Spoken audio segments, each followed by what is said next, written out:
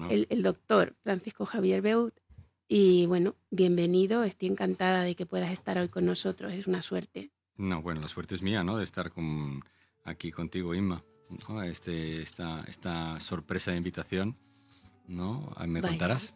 a mí me gusta siempre contar cómo os he conocido, ¿no? Cuando hay algo así como curioso, y en nuestro caso pues lo es, ¿no? Porque yo te conocí en el cole ¿Mm? y En el cole de nuestro hijo. en el cole de Bueno, nuestros claro, hijos, no, en el efectivamente, cole. y por las mañanas que algunos papás nos tomamos un cafelito Mm, allí en el bar, pues escuchaba tus conversaciones con otros papás y yo decía, wow, qué interesante lo que cuenta este hombre, ¿no? Pero no habíamos hablado. no. Entonces le pregunté a Miguel, que lleva el bar, dije, oye, ¿y este papá de aquí quién es? ¿Qué hace? Cuéntame, a ver si lo puedo invitar a la radio. Y dice, sí, tal. Súper interesante lo que hace, tiene una ONG y es una pasada. Digo, ostras, pues entonces él fue el intermediario. Así que Mm. gracias, Miguel, te mandamos un abrazo desde aquí por hacerlo posible, Y ¿no? María también, porque cuando hicimos un taller, ¿no? Ajá, Sabéis que en Ari Murani sí, los talleres son la base de la enseñanza. sí, tú lo Hablamos hiciste sobre hace poco, África y todo, y sí. María y los niños quedaron muy impresionados y corrió la voz. Qué bueno. Sí, porque hablabas de tu experiencia, ¿no? En África, además le llevaste como objetos, Sí, ¿no? les llevé objetos, De sí. allí se quedaron mucho con esa Más con parte, los objetos que con mi más que con los experiencia, te lo objetos. puedo asegurar. Sí, me consta, me consta. Vaya, bueno, y en cuanto a tu experiencia, yo retomo el hilo de lo único que tiene el programa de protocolo, que es el cuento. Ujú, Entonces, te quiero invitar a que nos cuentes un cuento ujú, sobre quién es la persona, Francisco Javier Beut ujú. Cabrera, con lo que te salga Así, ahora, así, así por las a bote buenas, pronto. así, un cuento. Pues vamos a ver, érase una vez, ¿no? Un niño que nació en Barcelona, en donde tenía desde pequeño una pasión por las artes médicas. Su madre le decía siempre, es decir, ¿vas a enseñarme a poner una inyección? Ese niño tenía 5 años, 4 añitos, 6 años, tenía una ilusión loca por eso. Y bueno, y eso pues se ve que no es genético, porque ese niño no tenía ningún familiar médico, ninguno. Pero esas cosas salen, ¿no? Es como la naturaleza espontánea, ¿no? Ujú. Y bueno, entonces estudió en el Liceo Francés, en Barcelona, y a los 15 años tuvo la suerte de hacerse hicieron un curso de primeros auxilios para ser socorrista. Qué bueno.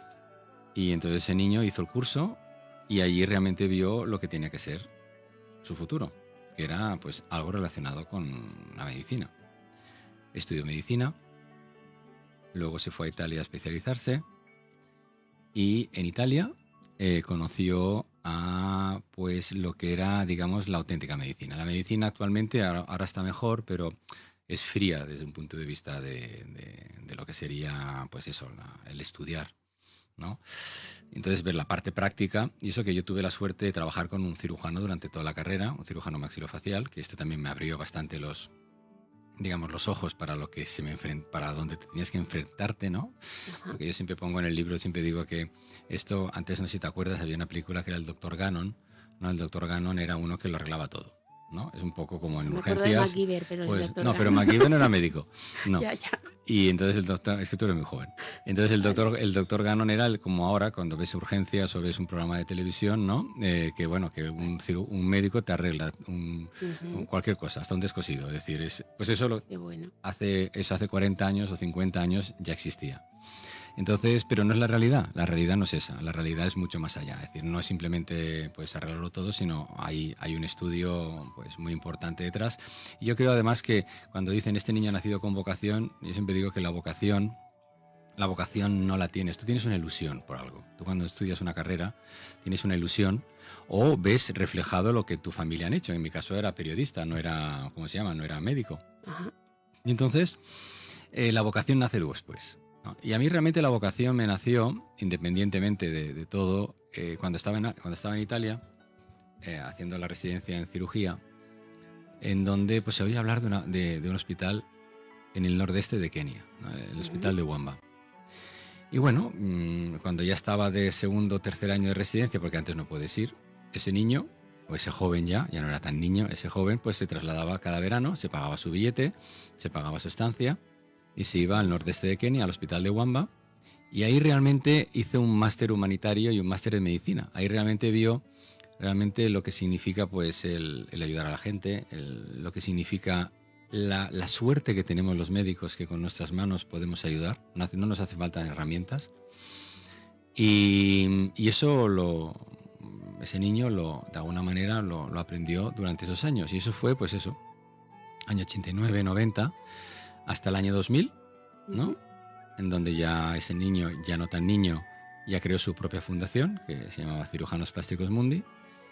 Y bueno, ahora digamos que está la fundación de una manera más relajada, porque bueno, hay otros compromisos, ¿de acuerdo? Es decir, ahora desde hace unos 6-7 años estamos tranquilos, hay que entender que ha habido una crisis, y un mensaje que quiero lanzar siempre a todos aquellos que hablan y critican a las fundaciones. Una fundación se sustenta, cuando hablan de una ONG es una fundación sin ánimo de lucro, pero no deja de ser una organización donde tiene que haber un director, tiene que haber una secretaria, y lo de la señorita de la Cruz Roja, eso ya no existe.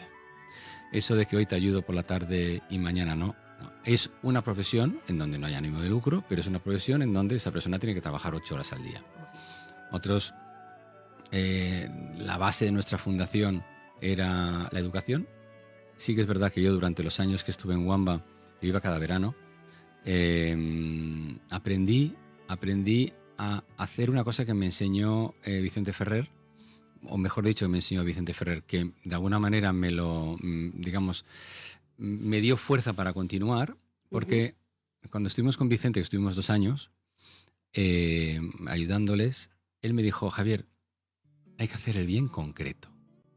No el bien concreto. Y eso es lo que yo he intentado hacer, bien o mal, pero de alguna manera a través de los talleres. Entonces nosotros lo que hacíamos era educar a la gente. Nosotros no íbamos ni con ánimo de operar, ni con ánimo de ponernos medallas, sino que íbamos, por ejemplo, cuando hacíamos talleres de labio leporino, pues por la mañana hacíamos la teoría y por la tarde les invitábamos a quirófano y enseñábamos a operar a los africanos.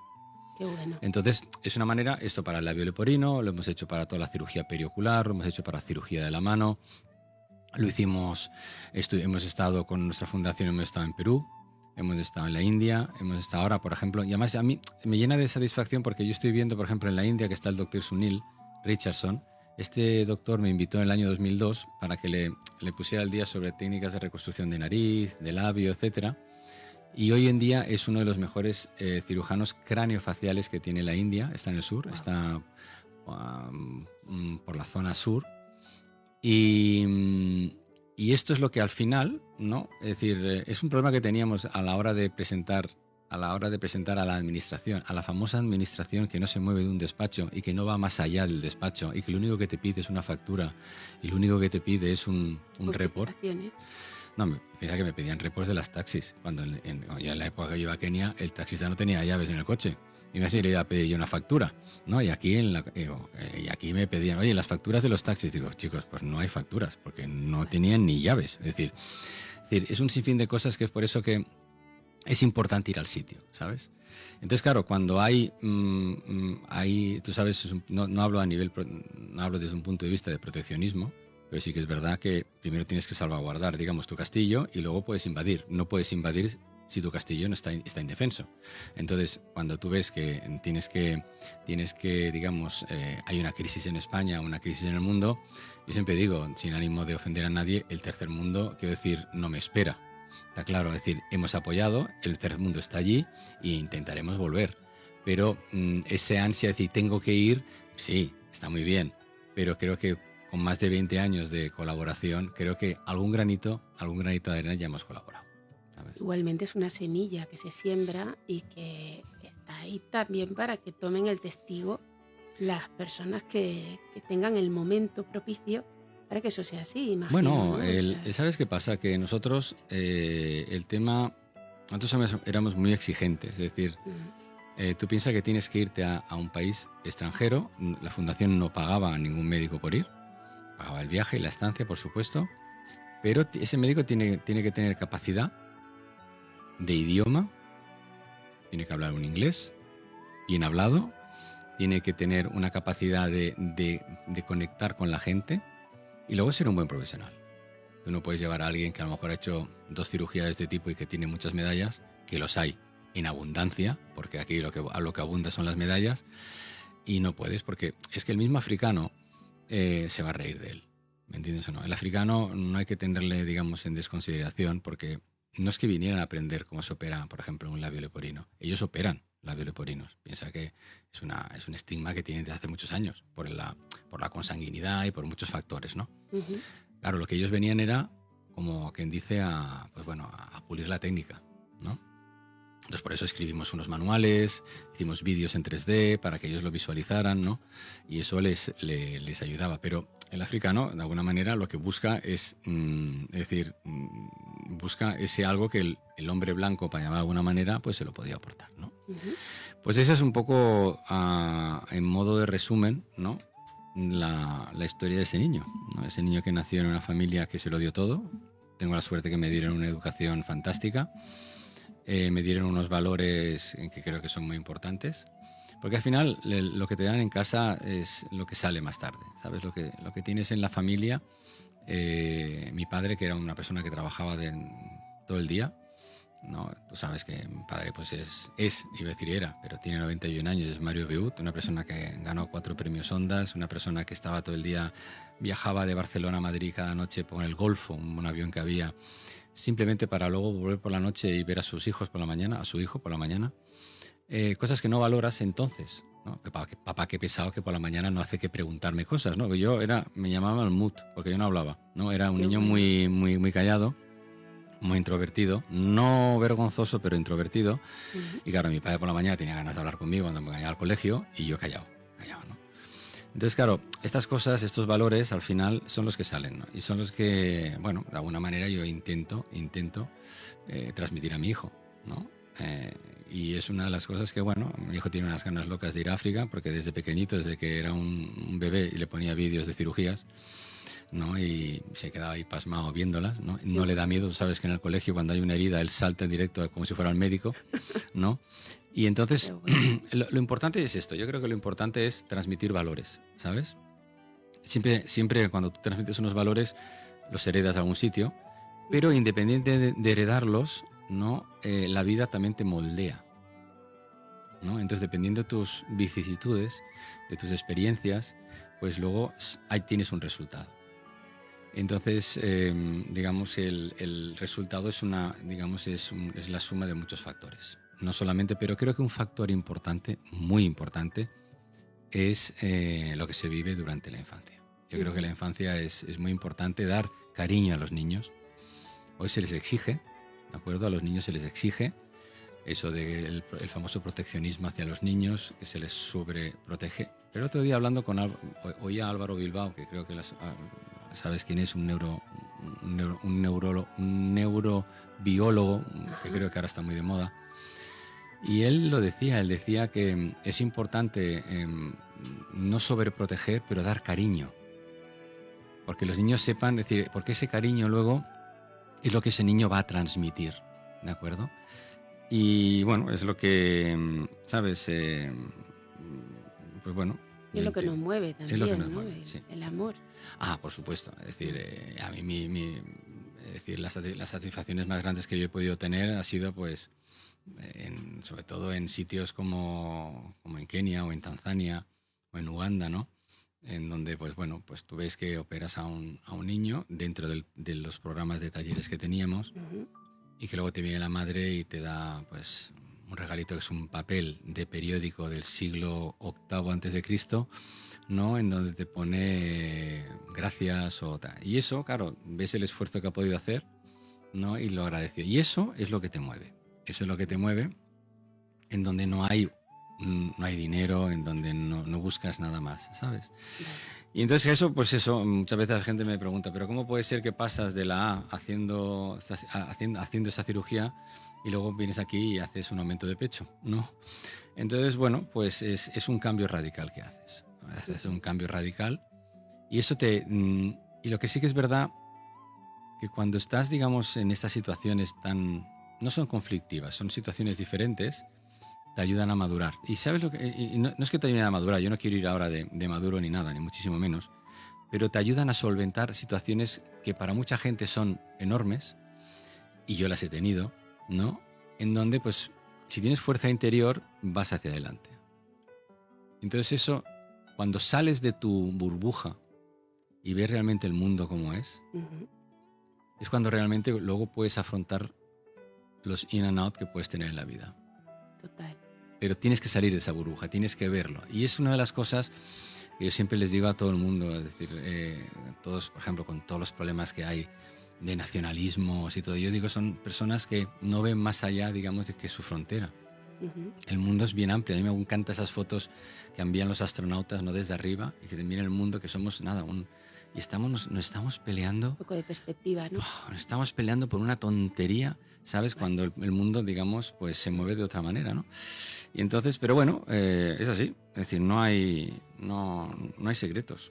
Esto que comentas de la fuerza interior, sí, ¿no? Es como que realmente esa fuerza interior son grandes maestros las personas más humildes, que igual podríamos pensar que no tienen nada que enseñarnos y todo lo contrario, ¿no? O sea, cuando tú dices que viajando y estando en esas situaciones distintas o retadoras es donde nace esa fuerza, ¿no? Totalmente, es decir, tienes que nacer, es decir, aquí, piensa que si hubieras venido a alguno de los viajes que hemos hecho, a lo mejor dices, oye, Javier, pero ¿cómo es que tratas mal al africano, al negro, ¿no? Que esto de negro, no estás haciendo, parece que estás diciendo al negro, amarillo, son negros, como nosotros somos blancos, ¿no? No, pero es que no porque ellos sean negros, los tenemos que tratar, digamos, con otro tono. Es el mismo respeto que tenemos aquí hacia ellos. Entonces, claro, eso lo que te enseña es que mucha gente cuando viaja dice, no, me voy. Y claro, lo que usted quiera. No, lo que usted quiera no. Él tiene que respetarte a ti como tú lo respetas a él. Sea del color que sea. La diferencia es que muchas veces no ocurre lo contrario. Y entonces el respeto que tú tienes porque te lo han enseñado, nosotros tenemos un background de educación diferente del que puede tener, por ejemplo, un etíope o un africano. Y eso hay que respetarlo.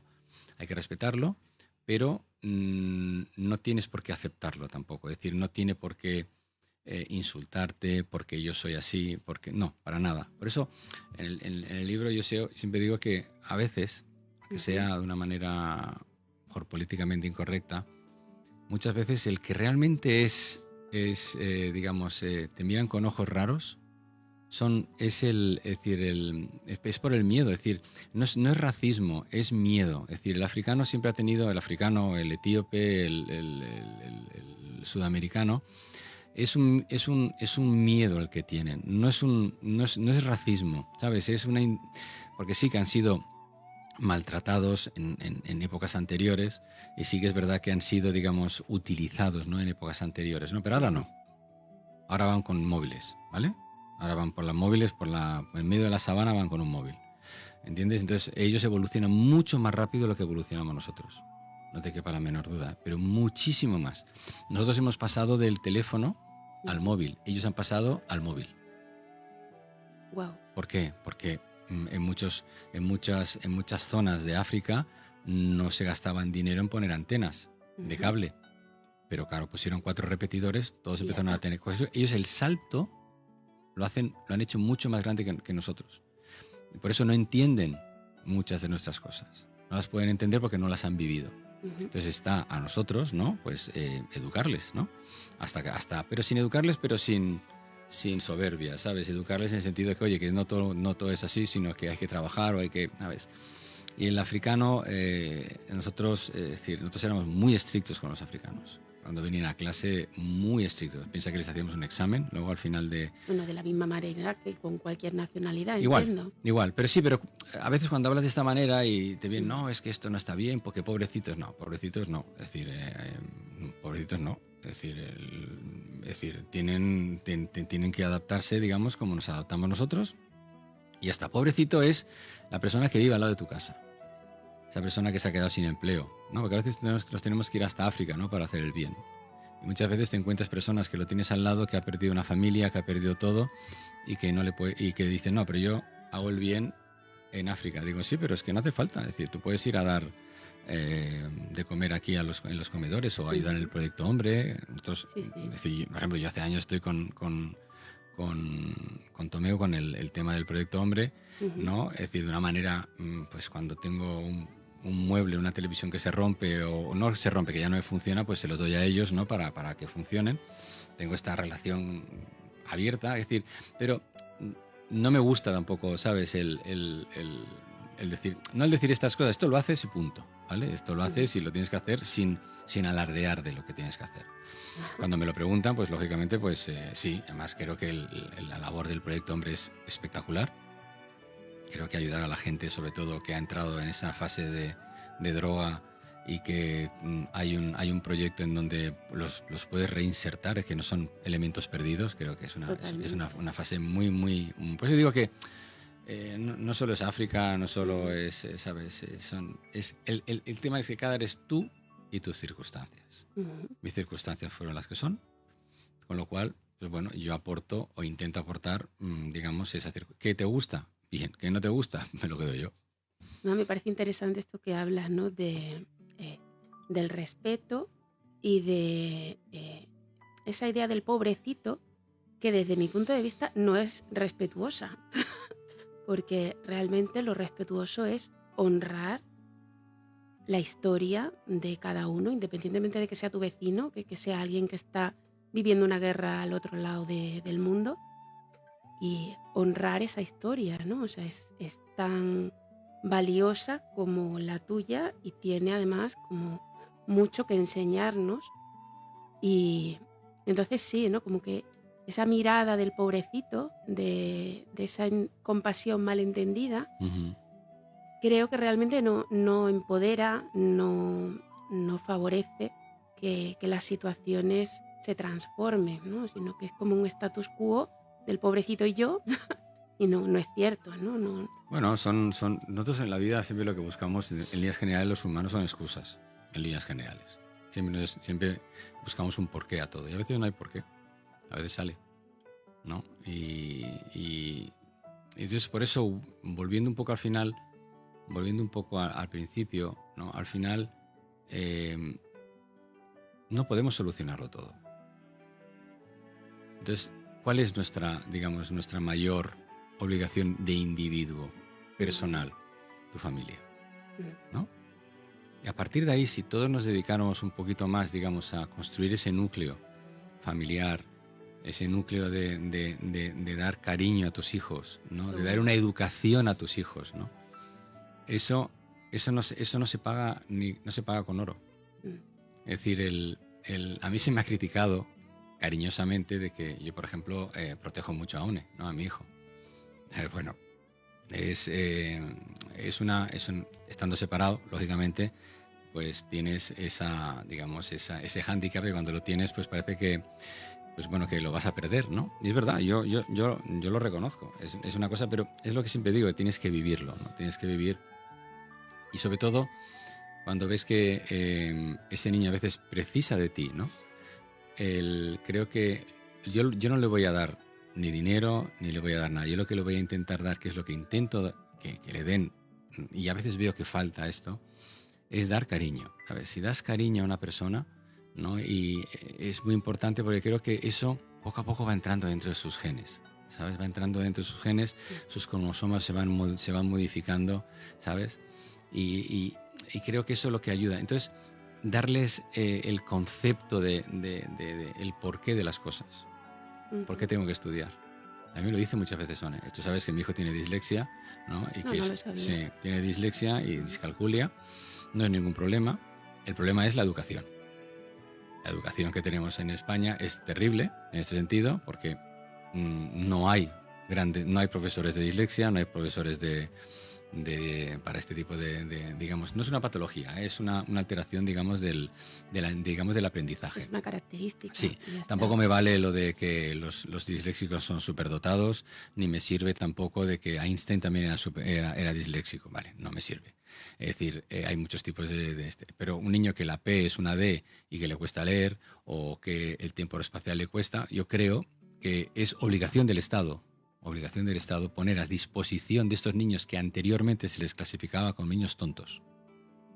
Niños que, bueno, el típico tonto de la clase, debería los colegios poner a disposición profesores especializados en el tema. Bueno, ha habido mucho estigma y de hecho, como tú bien dices, todavía no está realmente capacitada la educación para acompañar a Pero nivel... estamos en el siglo XXI, Inma, no estamos en el siglo XVIII.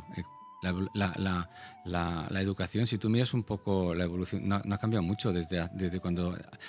Tú sabes que la educación a nivel de los colegios empezó a raíz de la Revolución Industrial. A nivel de la Revolución Industrial es cuando se empezó, digamos, de una manera a protocolizar el tipo de enseñanza. Esa enseñanza no ha cambiado mucho a lo largo de los años. Vale. Ahora, pues bueno, está Montessori, está Windsor, está Ari Munani, que es una mezcla, ¿vale?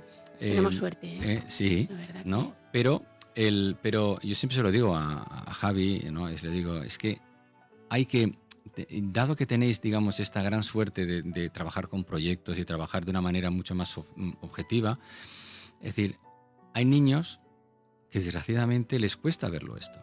Y hay que trabajarlo más. Y no hay profesores para esto. Te lo digo de verdad, no hay. Yo tengo una relación muy estrecha con Araceli. Araceli es la presidenta su hijo es el presidente de DISFAM, que es la única, es la que tendrías que invitarla para que te hablara de esto y te quedarías de piedra. Es una madre que tuvo sus hijos con dislexia, los lleva adelante, los enseñó ella porque en aquella época, hace 30 años, no había nada. Y ahora es la organización per se, con su hijo, que la está llevando por todo el mundo para que los gobiernos puedan, digamos, pongan herramientas para que esos niños que, ¿sabes? Yo a mi hijo, de alguna manera, para que no haya, tú sabes que desgraciadamente en los colegios está el bullying, en los colegios está el niño que lo sabe todo. Entonces yo para enseñarle lo que es, se lo pongo de una manera muy fácil. Yo, mira, cariño, imagínate que a Javi le quitas las gafas. Javi no va a poder leer. Pues a ti te pasa esto. A ti lo que te pasa es que... Y me dice, papá, ¿y cuándo me encontraré mis gafas? Esta es el punto, ¿no? Para que él entienda de que si este niño no tiene gafas, no va a poder leer. Pues a un disléxico le pasa exactamente lo mismo. Le faltan esas gafas para poder interpretar una lectura. No deja de ser un código. La lectura es un código. ¿De acuerdo? Como la música, es un código. Entonces, pues tú puedes leerte un código de binario de 010103 o puedes un código de un alfabeto. Entonces, eso es lo que de alguna manera tienes que recalcarle a los niños y decirles pues que realmente no es una disfunción. Lo que tienes es pues no tienes esas gafas, ¿de acuerdo? Entonces, el trabajo de Araceli ha sido espectacular. Ha llevado, digamos, todo el tema, digamos, de la prueba que oficialmente tú puedes tener un niño con dislexia y ellos te hacen un certificado de manera que luego pueden tener exámenes de otra manera, más largos, etcétera, ¿no? Pero, quiero decir, eso es lo que creo que es más importante. Volviendo a lo mismo, es decir, el cariño que le tienes que dar a un hijo y la educación. Y eso muchas veces con el trabajo que los padres, que el padre trabaja por la mañana, la madre por la tarde, a veces, ¿no? Y les ponemos 50.000 extraescolares, que parece que si no haga una extraescolar el niño es tonto, ¿no? O pierde el tiempo. El niño tiene que aprender a estar solo, el niño tiene que aprender a aburrirse, que es cuando va a desarrollar su imaginación. Bueno, a mi hijo le sobra porque desgraciadamente al leer poco le sobra imaginación, ¿no? Hasta demasiada, ¿no? Pero eso no, un niño no puede estar aburriéndose. Ahora parece que nunca si es su hija, demasiado, eso es una bendición. No, pero cuando uno se aburre dice, no, este niño haz algo, ahora ves a montar a caballo, ves a jugar a tenis, ves a pescar. Bueno, el niño tiene que aprender también a tener sus momentos, ¿no? Y eso es lo que creo que en la educación radica, ¿no?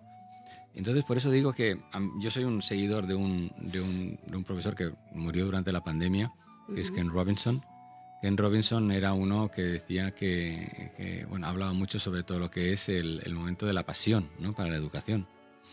Y tú cuando haces algo con pasión, lógicamente lo transmites. Y no por obligación, sino por pasión. Lo que es importante es, bajo mi punto de vista, transmitir esa pasión en algo. Lo que sea. En lo que sea. Tal cual. Y eso es lo que es difícil, porque los niños están más por los youtubers, o los niños están más por los TikToks, o los Instagram de... No digo que son las redes sociales del siglo XXI, pero hay más, ¿de acuerdo? Ahí se pueden hacer, esas mismas herramientas se pueden utilizar de muchísimas maneras. Mira, en el máster que yo daba en la Universidad de Stanford, en California, entonces hacíamos, yo antes de la pandemia iba a Stanford, tanto para el servicio de cirugía plástica de allí, que hacía una clase de un tópico, y luego, anteriormente, sobre el año 2000 hasta el 2004-2005, una vez al año, era un máster humanitario. Y ese máster significa... ¿Qué es? Ese máster, ¿qué es lo que es este máster? Ese máster era para los que son undergraduate, es decir, los que aún no se han graduado y que tienen que elegir una carrera, explicarles un poco lo que es la carrera, ¿no? Explicar lo que es la vida, ¿no? Es por eso que a mí me encanta este sistema americano, porque aquí en España, si a los 20 años no eres abogado, eres un fracasado. En España, es decir, en Estados Unidos, no sé si tú lo has visto alguna vez, siempre me ha llamado la atención. En Estados Unidos, el tercero de BUA, así que entiendo de lo que habla, porque allí tanta importancia tenía una clase de cocina dentro del instituto. Exacto. Como de deporte, y puntuaba igual. Básquet, como matemáticas, y puntuaba igual. Entonces, claro, llega un momento cuando acabas el colegio en Estados Unidos, yo me acuerdo cuando era joven, mucha gente que se iba de año sabático. Digo, ¿cómo pueden perder el tiempo? Una maravilla eso. Pues eso es lo mejor que puede hacer un estudiante. Aquí no, aquí acabas y ya estás para la selectividad, que es un número la selectividad. Es un número. Es decir, tú cuando haces la selectividad, tú cuando vas a estudiar, digamos, una carrera, y luego tienes que demostrar, yo sería partícipe, ¿no?, de que la selectividad fuera menos dura, fíjate lo que te digo, y que la carrera fuera más dura. Pero que le dieras la oportunidad de entrar. Totalmente. Bueno, en Francia, para medicina, entras relativamente fácil, pero cuando estás en el primer año es súper duro. Los que aprueban ese año siguen medicina, los que no, dentistas. Bueno, pero te dan la oportunidad, aquí no te la dan. Aquí o sacas un 12 en la selectividad o no entras en medicina. Y hay mucha gente que sería capaz de entrar porque a lo mejor sería un gran médico. No tienes por qué ser solamente... la matemática no te va a regir tu vida. ¿De acuerdo? Entonces, por eso digo que es muy importante. Entonces, en ese máster... El final, el doctor Loeb, que es el que lo montó, sacó una frase muy bonita que decía, que les decía que de alguna manera lo interpretaba por los alumnos, que el alumno decía, profesor, ahora ya sé lo que quiero hacer el resto de mi vida. Esto, a los 18 años, no tenemos ni idea. Muy pocas personas. Entonces nos metemos en un barco que no sabemos dónde va a ir. Es un estrés enorme para los jóvenes tener que decidirlo. ¿Entiendes? Entonces, claro, ya desde los 12 años ya tienes que elegir si matemáticas, ciencias o letras. Ya, es decir, es que yo entiendo que ahora hay una inflación. Hay una inflación de niños, hay una inflación de títulos, hay una inflación de... Ahora ya no sirve ser abogado, ahora tienes que ser abogado. Luego, licenciado de tal. Luego tienes que hacer el máster del otro. Es decir, ya no sirve. ¿Por qué? Porque somos muchos. Antes el médico del pueblo, el guardia civil y el alcalde eran los que mandaban. Ahora ya no es así. Entonces, eso hay que entenderlo también. Hay una sobremasificación. Pero creo que el método, fíjate, los métodos finlandeses, lo bien que han funcionado. Los métodos finlandeses, ¿en qué se diferencia? Sobre todo un método, digamos, finlandés en un método español. En que los profesores de primaria tienen a los niños durante toda la primaria. El mismo profesor. Ese profesor va a estar durante 4 años con esos mismos niños. Tiene que ver con lo que comentabas del vínculo afectivo. Totalmente.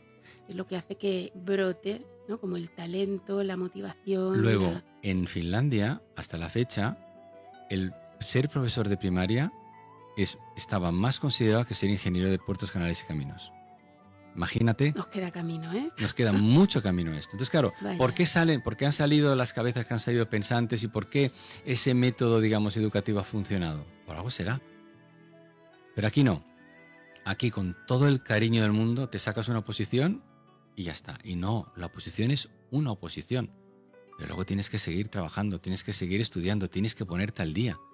Si quieres ser como hay casos en España que han ganado profesores en los concursos mundiales ¿no? César Bona es un buen amigo. ¿Entiendes? Pero Vaya. eso es. ¿Pero por qué él ha ganado? No porque se sacó una oposición hace 30 años, No. sino porque él ha ido evolucionando.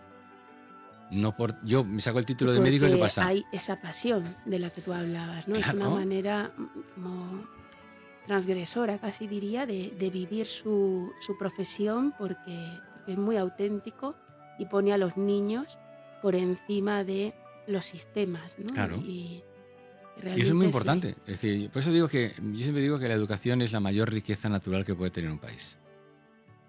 No es el dinero, no es el petróleo, no es el oro, es la educación. Si tienes educación, yo tengo una frase que mi hijo le llama las llaves, muy típica, que yo siempre digo, y lo verás en el libro, que digo que hay dos pasaportes esenciales en la vida, Ajá. que son los idiomas y el deporte. Y luego la educación, por supuesto. ¿Por qué? Si hablas idiomas, te vas a poder comunicar en cualquier lado del mundo. Si haces deporte, no hablo de ser Rafa Nadal, ¿eh? De hacer deporte. Puedes jugar en cualquier sitio. Puedes entrar en cualquier comunidad, aunque no tengas un duro, aunque no seas de buena familia. Pero si tú eres un buen jugador de fútbol, te van a coger para que juegues, hagas amigos, amplíes. Entonces el deporte no hay que mirarlo solamente, que a mí me da una rabia enorme, ¿no? Cuando veo esos padres locos chillándole a un niño que por qué no juega mejor a fútbol porque quiere ser un Messi, que a mí me da una rabia enorme, ¿no? Porque al fin y al cabo lo que quiere el padre es que le mantenga, al final no nos engañemos, al final lo que el padre quiere es que el niño sea Messi y a vivir del cuento. Esto es terrible, pero es así, ¿no? Lo que tienes que inculcarle al niño es que el deporte, lo que le está dando son unos valores, un respeto, y encima lo que estás haciendo es más amigos y abres tu núcleo.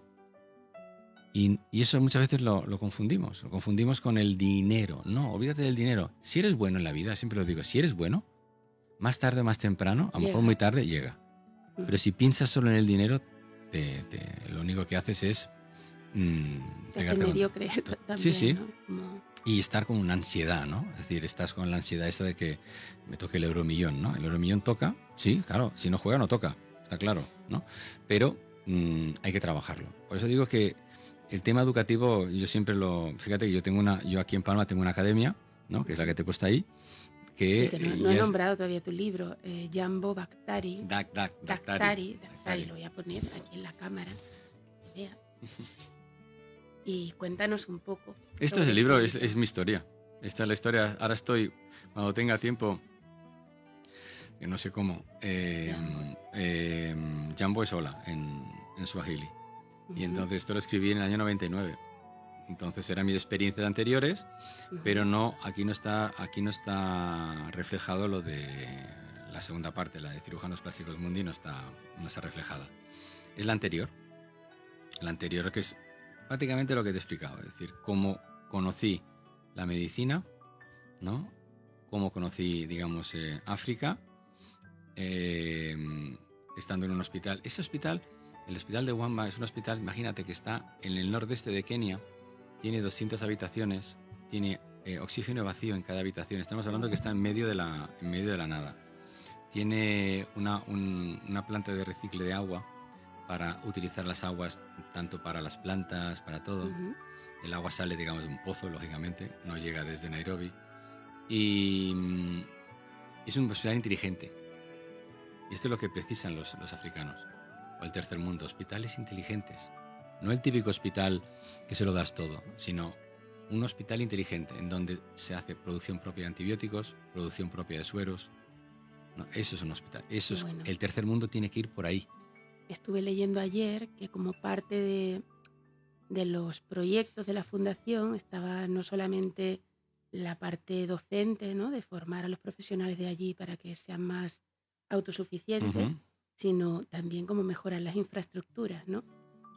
Por supuesto, el problema de las infraestructuras es un tema muy delicado porque a nosotros nos han tomado el pelo. Sí, sí, nosotros empezamos construyendo una unidad de cirugía y bueno, y el director del hospital con ese dinero empezó a montar una unidad para su hijo. Eso nos ocurrió en el hospital de Musi.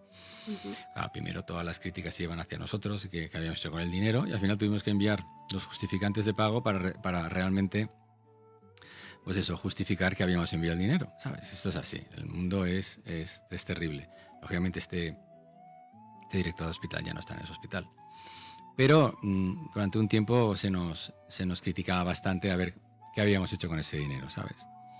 Pero te lo vengo a decir porque cuando se critica fundaciones gordas que tienen a lo mejor a representantes de la fundación o la ONG en situ, que se les critica, este está cobrando 2.000 euros, le han puesto un coche, le han puesto un apartamento, digo sí, pero gracias a este señor los proyectos salen, porque él los supervisa.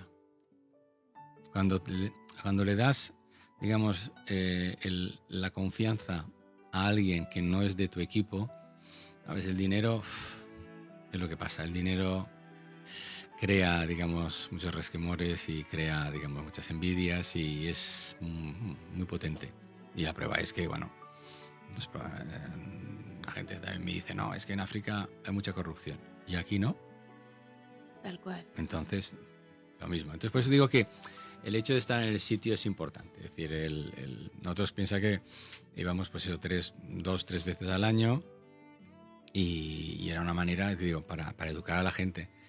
Nuestra idea de montar una unidad, que aquí en Palma me ayudaron muchísimo, amigos míos arquitectos, hicimos unos planes fantásticos para montar algo, pero bueno, se quedó al final, nos dimos cuenta de que, bueno, o teníamos que tener mucho dinero para tener a alguien allí para controlar las cosas, o si no, pues no funcionan. Al final es un dinero que se va, es un pozo sin fondo, entonces hay que ser conscientes. De la misma manera, tampoco estoy en contra de todas las...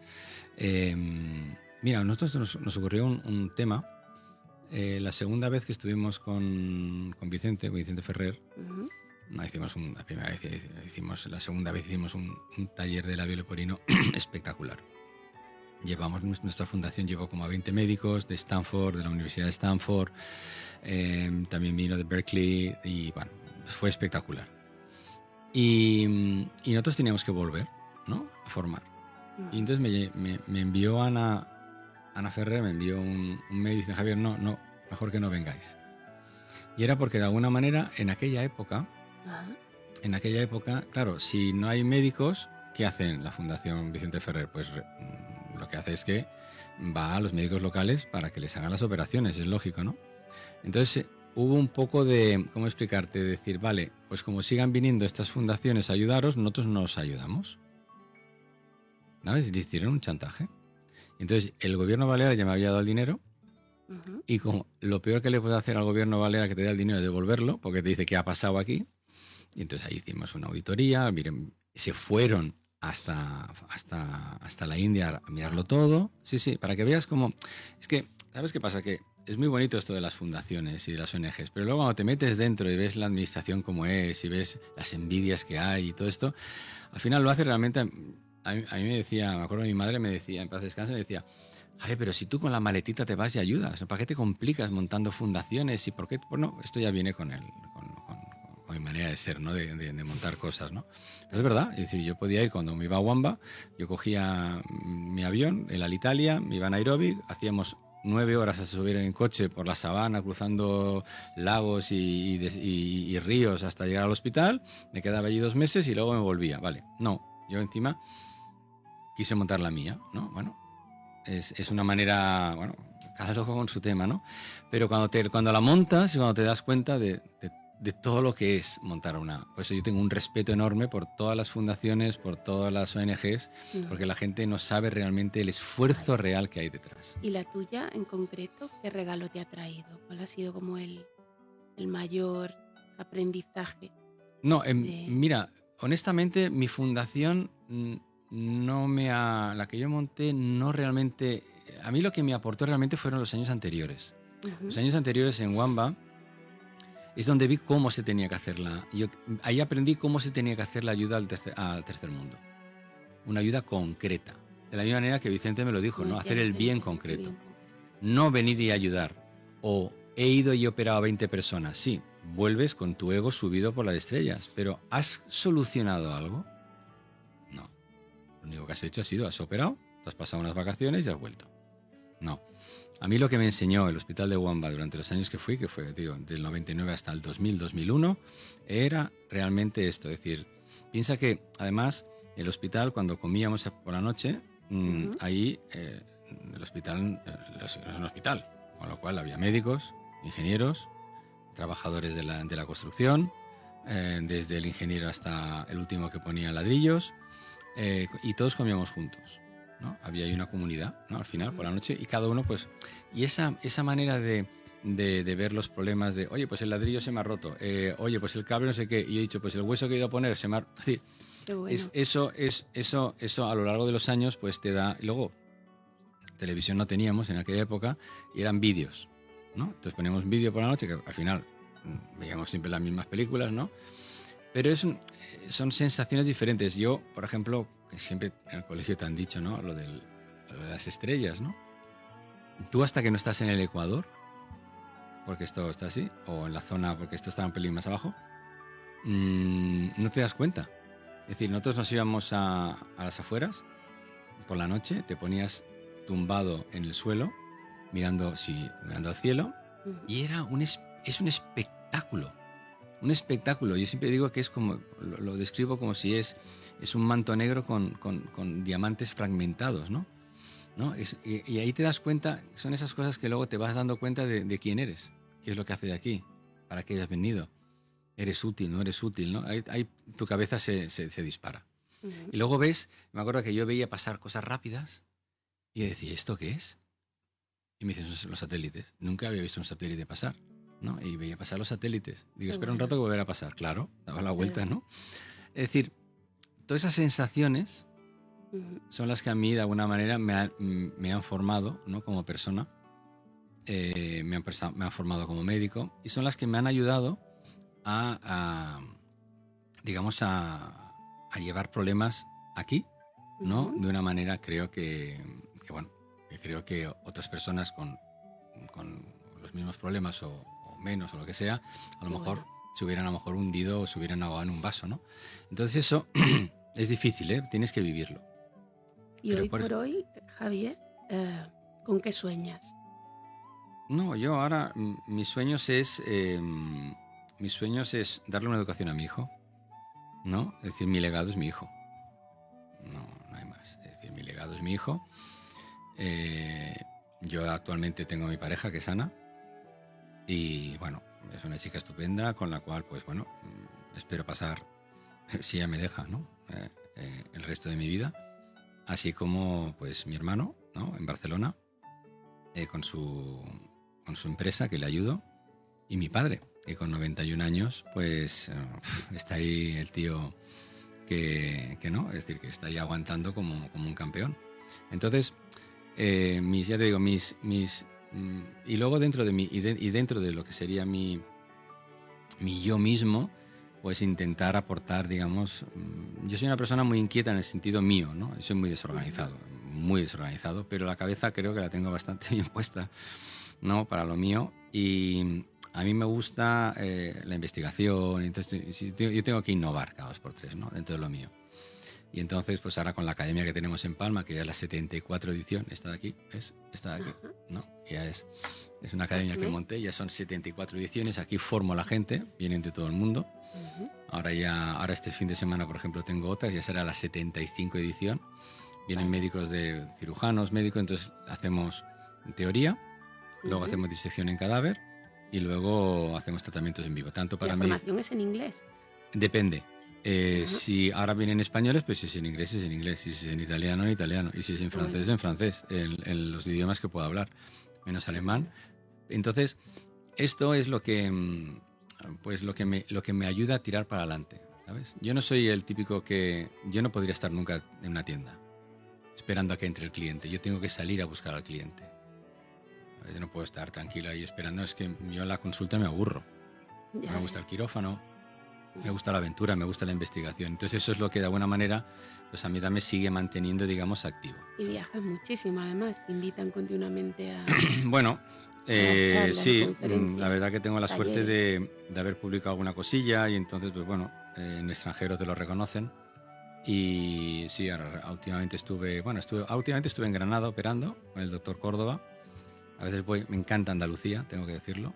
Es una ciudad estupenda. Es una región, una Una región, comunidad. sí, una comunidad espectacular. Y luego también me gusta el ambiente que hay. Es decir, es un ambiente... Es como aquí, que nos creen que cuando hablas de Baleares se creen que estamos todo el día en la playa. Y cuando hablas de Andalucía se creen que todo el día están bailando. Y no es así. La gente trabaja, ¿no? Los que trabajan, trabajan. Yo soy andaluza, ¿eh? O sea Entonces, que, sí, vale, de Cádiz. andaluza y encima está en Estados Unidos, imagínate. Y luego estuve en Egipto recientemente, también dando unas clases. Me muevo bastante. Y ahora tengo que irme, seguramente tengo que ir a México. Ayer me dijeron que si tenía que ir. Pero cuando yo me voy, quiero que quede claro que yo me fui a Egipto un miércoles, di la charla el jueves y el viernes estaba aquí.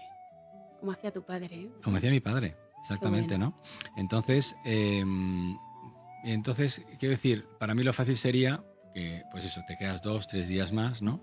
Pero no, yo vuelvo, bueno, porque tengo que estar por trabajo, porque cuando me voy allí es dar una conferencia o dar una charla y eso, desde un punto de vista de entrada, es salida, ¿vale? Pero sí que es verdad que esto te ayuda también, digamos, a ver las cosas a largo plazo, ¿sabes? Entonces ahora tengo que ir, me he dicho, a México, me parece que es en junio, quieren que vaya a México, y luego tengo que ir a dar una conferencia al Congreso Nacional de Plástica en Argentina en septiembre. Imagino que te da mucha satisfacción también, ¿no? Sí, y bueno, me da satisfacción y luego veo gente nueva y contacto y en el momento que sales un poco de tu burbuja, todos volvemos a nuestra burbuja, todos, Y abres la absolutamente mirada. todos, te das cuenta de que no eres nadie.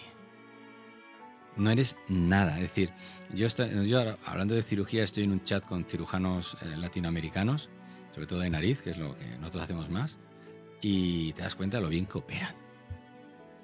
¿Por qué? Porque ahí se operan hasta las moscas. Quiero decir, ¿entiendes? No, es decir, es una... Entonces, claro, contra más haces, más sabes, ¿no? Tú contra más entrevistas hagas, pues mejor te van a salir. En cambio, si haces una cada 3 meses, pues sí, esa te saldrá bien. Pero no es así, al final es el trabajo diario. El trabajo diario exige una rutina. Y esa rutina te la dan ¿cuándo? En la infancia. En la infancia es cuando te dan esa rutina del estudio, del sacrificio, que es muy difícil hoy, que eso a mí me cuesta un montón. Bueno, Con mi hijo eso. me cuesta un De montón. todas formas, te digo, Javier, que hay esperanza, porque yo, por ejemplo, recuerdo una infancia con muy pocas rutinas, o sea, era un caos absoluto, me iba a dormir a las 1000 y, bueno, lo recuerdo así. De hecho, me cuestan todavía las rutinas hoy por hoy, ¿no? Pero es posible reaprender, es posible desaprender, lo cual es muy importante, y es posible incluso para esos padres o madres que se sienten a lo mejor frustrados porque les da la sensación de que no están disponibles todo lo que quisieran por cuestiones de tiempo, ¿no? Porque llevamos una vida loca y porque nos exige mucho el trabajo para llevar a casa y realmente no es una cuestión de tiempo, es una cuestión de calidad, ¿no? Como eso que tú contabas con tu padre, ¿no? Que regresaba y estaba presente y era capaz desde ese lugar amoroso de apasionarse con su hijo, ¿no? Y al final es un poco eso, ¿no? Y que tenemos derecho a equivocarnos. Y que aún así nuestros hijos también tendrán la posibilidad de aprender de nuestros Es que, propios errores y ¿sabes? de Sí, nuestras virtudes. hay una cosa que yo digo siempre, que el mejor máster que existe en la vida es el fracaso. El fracaso es el máster más importante que tenemos. Cuando fracasas es cuando realmente te das cuenta de lo que tienes que hacer mejor o abandonar. Qué bueno. El fracaso es cuando fracasas, es decir, si tú consigues tirar para adelante, has aprendido algo. Sé que somos animales de repetición, ¿eh? Repetimos los fracasos, los errores, pero eso ya es condición humana. Pero los fracasos yo creo que es el máster más importante que tenemos. Qué bueno esto. Pero bueno, es así, y ya te digo, y Y yo espero, pues, dentro de lo que yo pueda hacer, aportarle, digamos, darle ese legado, digamos, a One, ¿no? Para que cuando sea mayor, pues, valore Seguro que de sí. la misma manera que yo he valorado lo que mis padres me dieron. ¿Sabes? Que eso es lo que al final lo que queda. Hecho está. Hecho está, ¿verdad? Sí. Y nos quedan un par de minutos y yo tenía ganas de pedirte...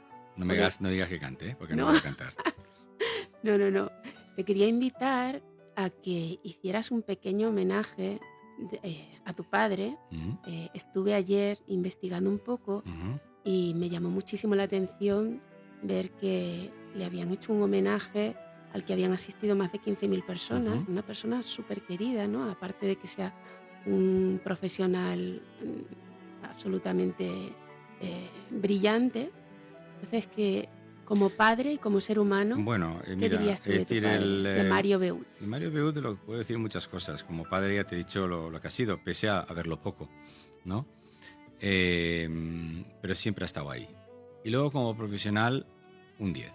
Un 10 porque es un hombre que en una época, en la época del blanco y negro, no del color, mi padre ganó 4 premios Ondas, no los premios Ondas que se ganan ahora, en donde tienes un equipo que te ayuda a desarrollar ese premio Ondas, sino estaba solo. Yo lo he vivido personalmente. Yo estaba en Radio Barcelona con él. Yo de pequeño me iba a la discoteca donde se hacían todos los efectos especiales, ¿No? exactamente. Yo veía como papá, pues Qué él y el bueno. técnico de sonido hacían el programa. Eh, es un trabajador incansable, un trabajador incansable. Es un hombre que ha aportado, yo creo que a la radiodifusión española, creo que forma parte, digamos, de de la historia.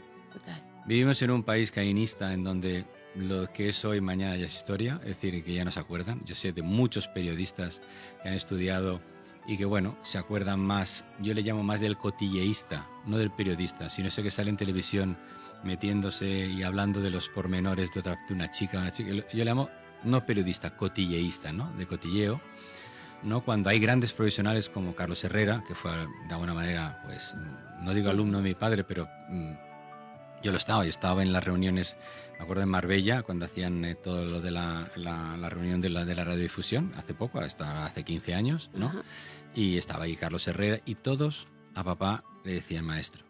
qué bueno. Y mira, el maestro ha sido el maestro de muchísimos y el padre de 2 hijos bueno, que nos ha querido de una manera como mi madre. Aquí mamá también tiene parte de culpa, ¿no? Porque mamá también, pero bueno, mamá yo creo que es de los matrimonios, mamá falleció desgraciadamente hace 5 años, tuvo un poquitín de demencia, pero bueno, 60 no sé si fueron casi 70 años juntos. Es Una decir, mujer guapísima, que además sí, mamá muy en la guapa. imagen se veía que tenía carisma. Mamá, Era- bueno, no sabes el carisma que tenía, era la folclórica de la familia. Qué bueno. Papá era el tranquilo, el que lo daba todo en un estudio de grabación, ¿no? Por cierto, acuérdate cuando veas Sidney Poitier y cuando veas a Charles Bronson, papá Ajá, era el que le doblaba. qué fuerte. Es decir, si ves en los doblajes de papá, aparte de actor, aparte de periodista, Mm, ¿no? Fue actor, hizo películas con Dalí, es decir, de Gaudí, con su padre, que qué también bueno. salió, que mi tatarabuelo era cantante de zarzuela, del cual mi hijo se siente muy orgulloso porque dice, sí, él canta gracias al tatarabuelo, ¿no? Pero papá también fue Qué bueno. un gran doblador de televisión. Es decir, como dicen sus alumnos, el maestro. Qué bueno. Pues tenemos un minuto para despedirnos. Yo quiero darte las gracias por haber venido y acompañarnos. Ha sido súper interesante. ¿Y qué mensaje te gustaría tener como guinda hacia las personas que nos están escuchando ahora en directo y luego en diferido, ¿no? ¿Cómo te gustaría cerrar? Bueno, yo lo que cerrar es complicado, dejarlo abierto mejor que cerrar. Me ¿sabes? gusta eso. No cierres nunca algo. Las puertas siempre dejadas abiertas al respeto, a la educación y al cariño. Qué bueno. Pues así decimos hoy hasta el próximo martes, dejando abiertas Exacto. las puertas al respeto, a la educación y al cariño. Y bueno, pues gracias, Javier. Nada, a ti. Mandamos un abrazo enorme a todos los que habéis estado ahí al otro lado y el martes que viene más. Ahí estaremos. Un Muchas abrazo. gracias, Gemma.